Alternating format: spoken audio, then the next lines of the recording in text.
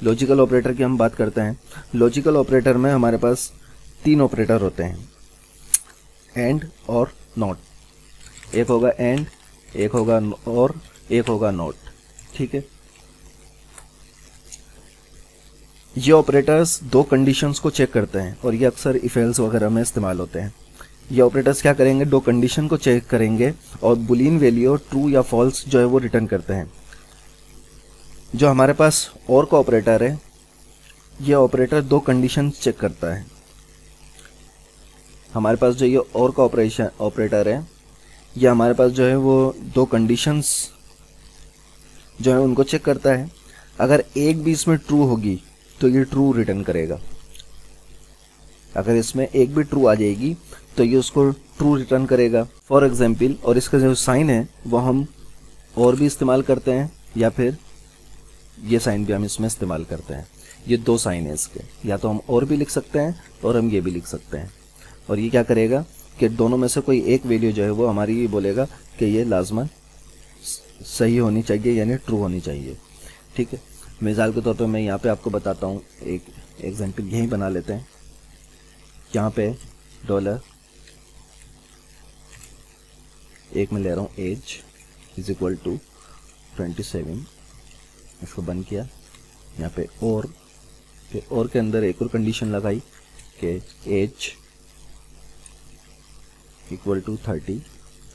अब ये यहाँ पे क्या करेगा, आप देख रहे हैं कि 2 कंडीशन चेक कर रहा हूँ मैं इसमें, यानी मुझे उम्र 27 या 30 चाहिए। अगर आप डॉलर एज में 27 हो तो मेरे बाएं जाने वाली कंडीशन जो है वो ट्रू होगी और रिजल्ट ट्रू में होगा, और अगर एज में 30 हो तो फिर बाएं वाली कंडीशन जो है वो ट्रू होगी और रिजल्ट फिर भी जो है वो ट्रू होगा, क्योंकि और में कोई भी एक कंडीशन जो है वो ट्रू हो जाए तो रिजल्ट जो है वो हमारा ट्रू आएगा। अगर एज में 25 आ गया तो फिर ये फॉल्स रिटर्न करेगा, क्योंकि मेरी दोनों कंडीशन जो है वो फॉल्स हो रही हैं। हम और का ट्रुथ टेबल बनाते हैं, इससे आपको ज़्यादा क्लियर हो जाएगा। फॉर एग्जांपल, यहाँ पे इसको भी नॉट को भी हटा दूँ, एंड को भी हटा देता हूँ। अभी हम और की बात कर रहे हैं, तो मेरे पास ये ऑपरेंड 1 है, ऑपरेंड 1 है, दूसरा मेरे पास ऑपरेंड 2 है। ठीक है, इसके बाद हमारे पास इसका रिजल्ट है। अब फॉर एग्जांपल, यहाँ पे अगर मेरे पास एक वैल्यू, जैसे यहाँ पे एक वैल्यू है इसकी, ये ऑपरेंड 1 है हमारा, ये ऑपरेंड 2 है, बीच में और की कंडीशन लगी हुई है, लॉजिक लगी हुई है और की। ठीक है, अगर एक वैल्यू मेरे पास ट्रू होती है और इसकी दूसरी वैल्यू भी ट्रू होती है तो इसका रिजल्ट मेरे पास ट्रू आएगा। इसी तरह अगर मेरे पास एक वैल्यू इसकी फॉल्स होती है और दूसरी वैल्यू ट्रू होगी तो भी इसका रिटर्न रिजल्ट जो है वो ट्रू आएगा। और अगर इसकी ये वाली वैल्यू ट्रू हो और ये वाली वैल्यू इसकी फॉल्स हो, जब भी इसका रिजल्ट जो है वो ट्रू आएगा। हाँ, अगर इसकी ये वैल्यू भी फॉल्स हो और ये वैल्यू भी फॉल्स हो तो फिर मेरे पास इसका रिटर्न जो है वो फॉल्स आएगा। ठीक है, आई होप कि ये भी आपको अच्छी तरह समझ में आ गया होगा। ये और की मिसाल थी। इसके बाद हम आ जाते हैं अपने सेकंड ऑपरेटर, इसी का जो है ये पहला है, और इसके बाद हम दूसरे पे आ जाते हैं। दूसरे में है एंड।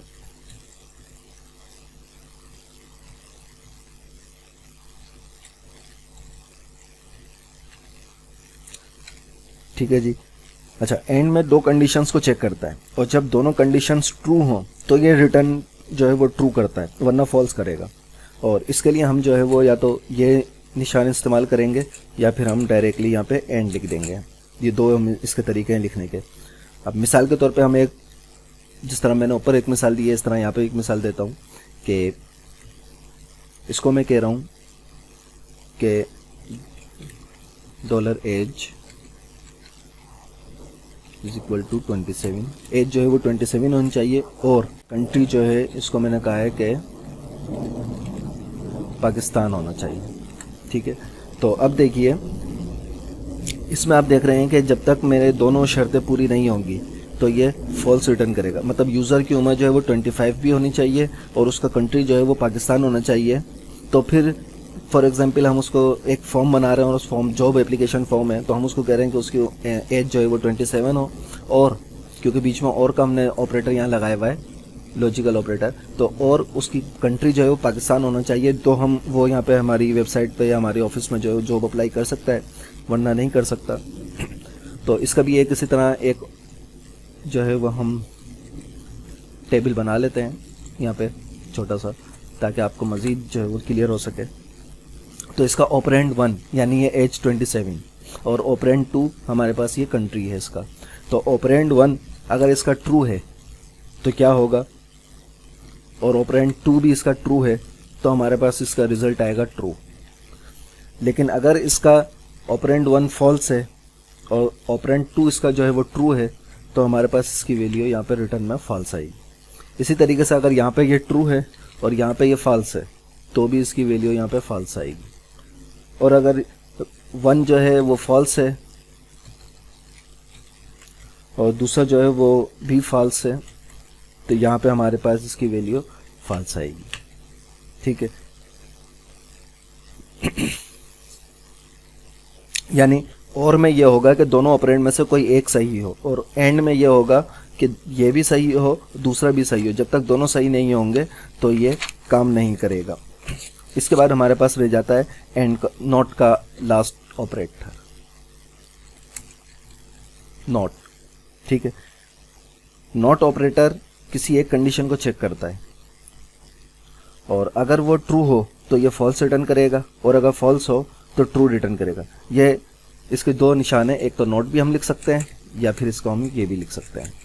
सही, तो इसका मेरा ख्याल है इसका टेबल वगैरह बनाने की ज़रूरत नहीं है, बस ये इसका अपोजिट चलता है। अगर इसकी एक वैल्यू ट्रू होगी, अगर ये ट्रू होगा तो ये इसके अंदर दो एप्लीकेशन दो वो नहीं होंगी, तो अगर ये ट्रू होगा तो ये फॉल्स रिटर्न करेगा और अगर ये फॉल्स होगा तो ट्रू रिटर्न करेगा। इसके अंदर कोई दो ऑपरेंड की ज़रूरत नहीं होती। चलें इसकी मिसाल है कि हम छोटी सी बना देते हैं। जैसे ये एज है और एज हमने यहाँ इसको कह दी 27। ठीक है, तो अब हम इसको कह रहे हैं, बल्कि ब्रैकेट बना लें और यहाँ पे हमने इसका ऑपरेंड यहाँ पे लगाया, ये ऑपरेटर यहाँ लगा, तो हम इसको कह रहे हैं कि एज 27 के बराबर ना हो। अगर एज 27 के बराबर ना हो तो फिर इसको आगे रिटर्न करे फॉर जो है वो ट्रू रिटर्न करेगा और आगे का कोड हमारा चलेगा जब हम इफ एल्स पढ़ेंगे उसमें आएगा। और अगर यहाँ पे ये 27 एज जिसकी होगी तो फिर ये यहीं पर ही इसको रोक देगा, आगे नहीं जाएगा। ठीक है, आई होप कि ये भी आपको समझ में आ गया होगा। इसके बाद हमारे पास फिर ऑपरेटर है एक इंक्रीमेंट और डिक्रीमेंट ऑपरेटर।